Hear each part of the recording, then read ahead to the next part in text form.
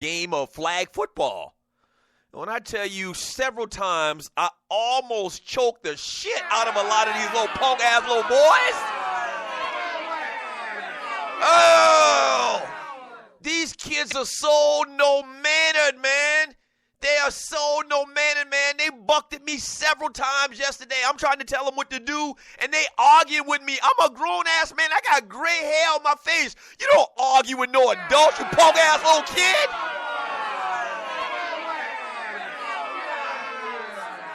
Oh, several times I wanted to choke these kids, but to make a long story short, one time the kid threw the football at me. I told him to throw me the ball. He threw the ball at me, and I had on these shades, and I kind of misjudged it, and the ball went through my hands and hit me straight in the family jewels.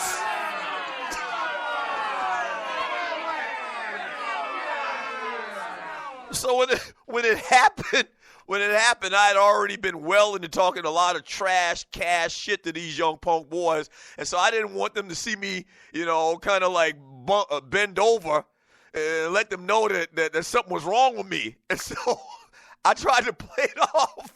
When I threw the ball back to the boy to get the next play started, it was like, can we go now, ref? And I was like, yeah, go ahead.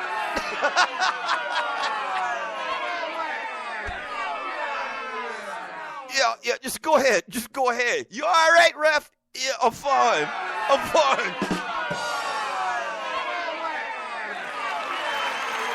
I wasn't going to let him see I was hurt.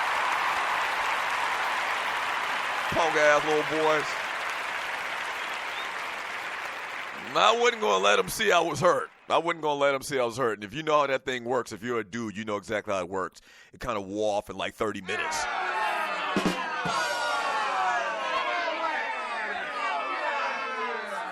It kind of wore off in 30 minutes, so it was all good. 404-382-0338. You can also email me at doug@thedugstewartshow.com. From Rough Buff in the chat room on Spreaker.com, he says, Doug, Tupac shot himself in the growing era reaching for his gun, and the rest of the shots came from the stick-up kids. Wow, okay. I didn't know that. I didn't know that that's exactly. They don't talk about that. I actually pulled up the story after talking about this, and I pulled up the story when was this? Yesterday. And they didn't mention that. As a matter of fact, I pulled up a couple stories, and none of the stories that I read mentioned that Tupac actually shot himself. I don't remember that even being talked about. Like hearing Funkmaster Flex say that Tupac shot himself, I had never heard that before. All right? And I'm what I consider what I would call a hip-hop head. I used to get the Source magazine and all of that stuff. The Source magazine, Vibe, all of those magazines. I never knew that Tupac actually shot himself, and that whole thing. First of all, the man survived after getting shot 5 times. I mean, that says a lot. What it probably says more than anything else is he was lucky. He was lucky as hell. He shot himself in the groin. There's a lot of major arteries in that area. What's his name? Safety for the Miami Hurricanes back in the day.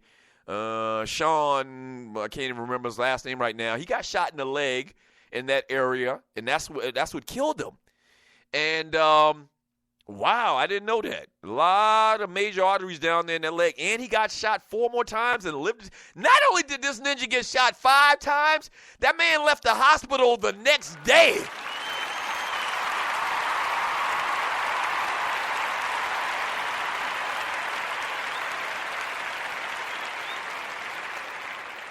Right. Y'all remember? Tupac got shot 5 times, and they rolled his ass. His boys rolled his ass out of the hospital the next day. The man had bandages all up on his head like a freaking mummy and survived to talk about it.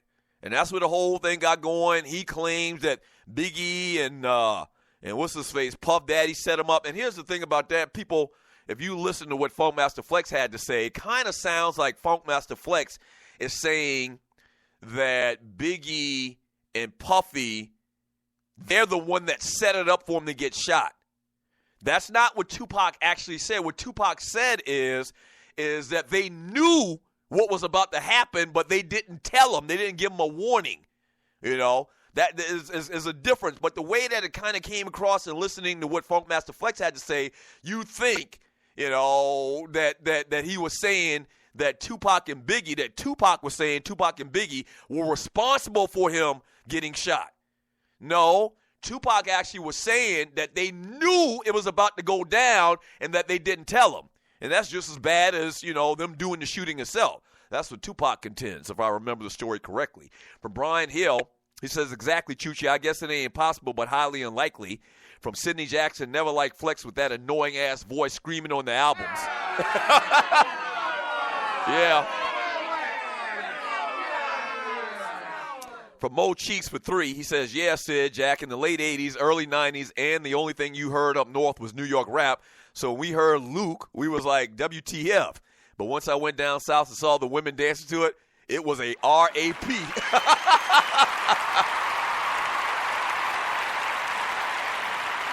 Yeah. Yeah, Montana Jones says another ninja I don't like on TV, Bruce Bowen. Dude was literally tap dancing on TV this morning.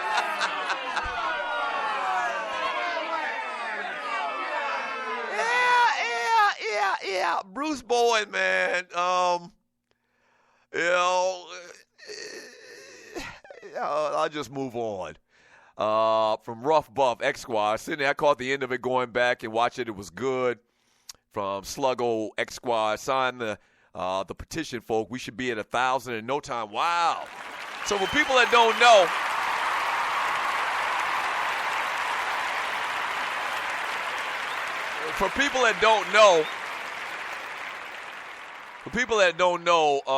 one of the Stewies, my man Kesey, the Kicking It with Kesey show, started a petition to try to get your boys, I think both me and Ryan, or just me, back on radio here in Atlanta with one of the local radio stations that need a radio host. And I didn't ask them to do a petition or anything like that, man. But, hey, man, I appreciate the love. Simple as that.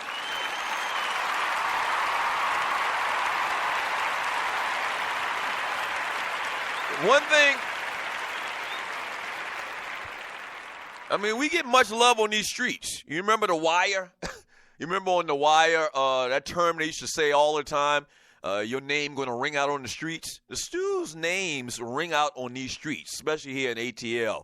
And if you're talking about on the streets of mythical sports talk in general, Stews' names ring out, man. They ring out, man, and we appreciate the love. Once again, I didn't ask anybody. I didn't ask Kesey to do a petition or anything like that, man. But I appreciate it, man. We appreciate it. Definitely. Thank you.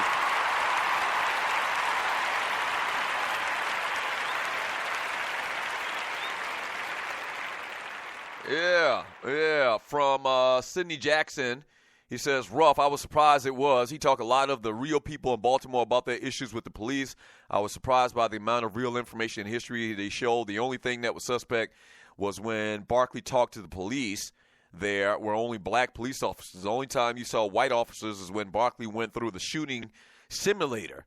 He went to the church, and the people there went off on Barkley because he was sick trying to take up for the cops, but the people weren't trying to hear it. And so what I think Sidney Jackson is talking about is Charles Barkley's doing this series on race in America, and they're talking about some of the parts of it. I got to be honest with you, man. I'm not watching that shit. I'm not watching nothing about Charles Barkley and dealing with Charles Barkley. To me, and this is just my personal opinion, Charles Barkley is on record. It's documented Charles Barkley's feelings on race, on black people in this country, and on how we're treated, and government, politics, and everything. The bottom line is, I guess I don't want to support Charles Barkley on anything like that. I'm not going to watch it.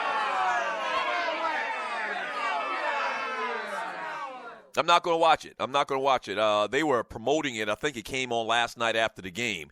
And, I have no desire to watch it at all. I know all I need to know about Charles Barkley. Big fan of his when he was a player. Not so much a fan of him over the last couple of years when you're talking about his thoughts on social issues and political issues here in this country. I'm not supporting Charles Barkley shit.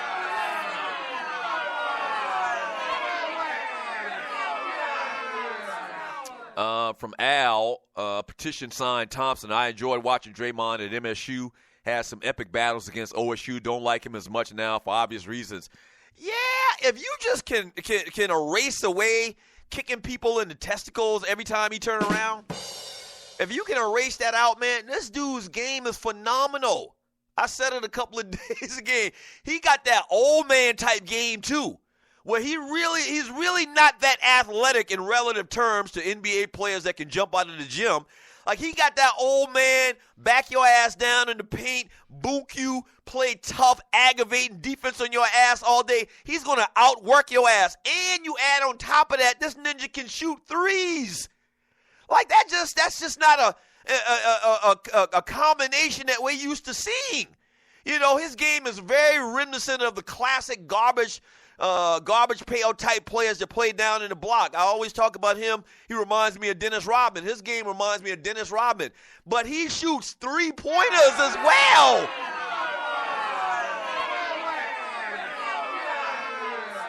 Man, this man's game is phenomenal, and I don't think he gets enough credit. A lot of you have mentioned how he doesn't get enough credit for the success that Golden State has. He does all of the little dirty work that they need. He's like the consummate glue guy, another term they use in sports all the time, and he is that dude. You know, he will kick you in the ding-ding. All right? For the purposes of this conversation, let's ignore that. The rest of his game is phenomenal.